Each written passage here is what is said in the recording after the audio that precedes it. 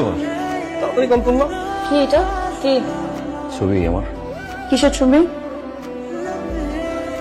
Security guard. Security guard? তুমি security গার্ডে job করো? তুমি আমাকে কি বলছো এতদিন?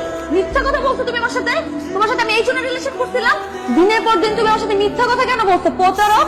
শুনো, কি শুনবো তোমার কথা? আমি তোমার একটা কথা শুনতে চাই না। তুমি যে বাইরে আমার সাথে মিথ্যা কথা বলে গেছো, আজকে আমার ফ্রেন্ড আমাকে এই ছবি সেন্ড করে, সেই দিন আমার দেখতে হয়। সবার সামনে আমি হাসির পাত্র হইলাম। হ্যাঁ, আমাকে সবার সামনে ইনসাল্ট তুমি করালা। তুমি এটাই চাইছিলে আমার সাথে আসতে? মানে এখানে কে জানবে? আর জানার কে বাকি আছে? সবাই জানুক না তুমি আমার সাথে এরকম প্রতারণা করছো। ও আচ্ছা আচ্ছা, আমি তো এখন বুঝতে পারতেছি কেন তোমার বাপ দাদা সকালবেলা ঘুম থেকে উঠে কেন চা রুটি খায়। তুমি এই জন্যই খাইছো ফকিন্নি। তুমি আমার সাথে ডে বাই ডে মিথ্যা কথা বলে গেছো প্রতারক। আমি তোমার চেহারা নেক্সট টাইম আর দেখতে চাই না। সিকিউরিটি গার্ড তুমি না বলছো তোমার ভাই চাকরি করে? তোমার ভাইও তোমার সাথে সিকিউরিটি গার্ডের চাকরি করে? ধরবো না তুমি আমাকে, নেক্সট টাইম কোনো যোগাযোগ করবো না। সিকিউরিটি গার্ড শালা প্রতারক।